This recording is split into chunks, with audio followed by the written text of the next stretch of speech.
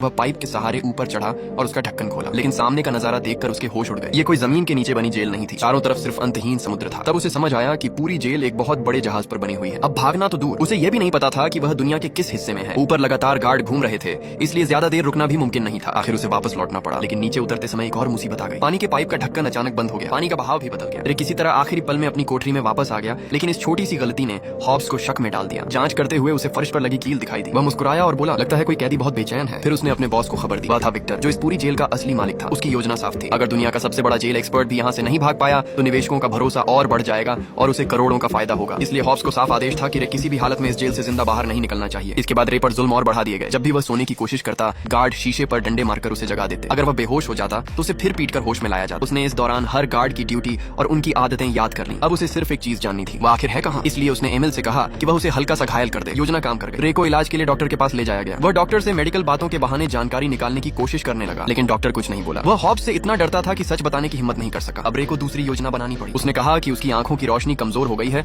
और उसे चश्मा चाहिए। अगले दिन एमिल ने लड़ाई का नाटक करते हुए उसका चेहरा बुरी तरह सूझा दिया। अब चश्मा देना जरूरी हो गया। रे ने मिले हुए चश्मे और एक छोटे से पेन की मदद से एक खास औजार बना लिया। ये एक ऐसा यंत्र था जिससे समुद्र की दिशा और सितारों के सहारे जगह का अंदाजा लगाया जा सकता था, लेकिन इसे इस्तेमाल करने के लिए जहाज के ऊपरी हिस्से पर जाना जरूरी था। ये मौका सिर्फ एक कैदी को मिल सकता था। उसका नाम था जावेद, जो हर दिन नमाज पढ़ता था। लेकिन एक दिक्कत थी, जावेद और एमिल एक दूसरे के कट्टर दुश्मन थे। फिर भी आजादी की चाह सबसे बड़ी होती है। जावेद खुद हॉब्स के पास गया। उसने कहा, मुझे पता है कुछ लोग जेल से भागने की योजना बना रहे हैं, लेकिन पूरी बात बताने से पहले मेरी एक छोटी सी शर्त है। उसने कुरान की एक प्रति मांगी और चांदनी में नमाज पढ़ने की इजाजत दी। हॉब्स को इसमें कोई खतरा नहीं लगा। उसने तुरंत इजाजत दे दी। उस रात जावेद पहली बार जहाज के ऊपर पहुंचा। इतने दिनों बाद खुले आसमान और चांद को देखकर उसकी आंखें भर आईं। नमाज के दौरान उसने अपने शरीर की आड़ में रे का बनाया हुआ छोटा यंत्र निकाल लिया। गार्डों की आंखों के सामने ही उसने चुपचाप माप लेना पूरा कर लिया। नीचे लौटकर उसने रे को बताया कि माप के हिसाब से वे लगभग 30 डिग्री उत्तर की तरफ है। रे ने टॉयलेट के पानी के घूमने की दिशा और बाकी सुरागों को भी मिलाया। अब उसे यकीन हो गया, यह जेल उत्तरी गोलार्ध के समुद्र में कहीं मौजूद थी। अब सिर्फ एक सवाल बचा था, समय कौन सा चल रहा है। जावेद को एक नए कैदी से पता चला कि अभी नवंबर का महीना है। इस मौसम में समुद्र के पास अब भी गर्म हवा चल रही थी और हल्की बारिश भी हो रही थी। इन सब बातों को जोड़कर रे ने अंदाजा लगाया कि यह जहाज शायद अफ्रीका के मोरक्को के तट कैसाब्लांका के पास है। किस्मत से एमिल के कुछ पुराने साथी भी कैसाब्लांका में रहते थे। अब बस किसी तरह बाहर खबर पहुंचानी थी, लेकिन ऐसा कर सकता था सिर्फ एक इंसान, जेल का डॉक्टर। जावेद सीधे डॉक्टर के पास गया। उसने कहा, हॉब्स की मेज पर एक किताब रखी है, उसका 28वां पन्ना पढ़िए, फिर आपको सब समझ आ जाएगा। डॉक्टर ने ऐसा ही किया। पन्ना पढ़ते ही उसके चेहरे का रंग बदल गया। उसने तुरंत जावेद को बुलाया और पूछा, तुम्हें ये सब कैसे पता। जावेद बोला, क्योंकि वह किताब मैंने लिखी है। मैं कोई असली कैदी नहीं हूँ, मैं जेलों की सुरक्षा जांचने वाला एक्सपर्ट हूँ, जिसे धोखे से यहाँ कैद कर दिया गया है। अब डॉक्टर को पूरी सच्चाई समझ आ गई। आखिरकार उसने उनकी मदद करने का फैसला कर लिया। अब भागने की आखिरी तैयारी शुरू हो गई। रे ने हॉब्स को झूठी खबर पहुंचाई कि जावेद सी ब्लॉक में दंगा करवाने वाला है। हॉब्स ने तुरंत वहां निगरानी बढ़ा दी और ज्यादातर गार्ड उसी तरफ भेज दिए, लेकिन ये सिर्फ एक चाल थी। असल हमला बी ब्लॉक, जहां एमिल था, वहां होना था। योजना के मुताबिक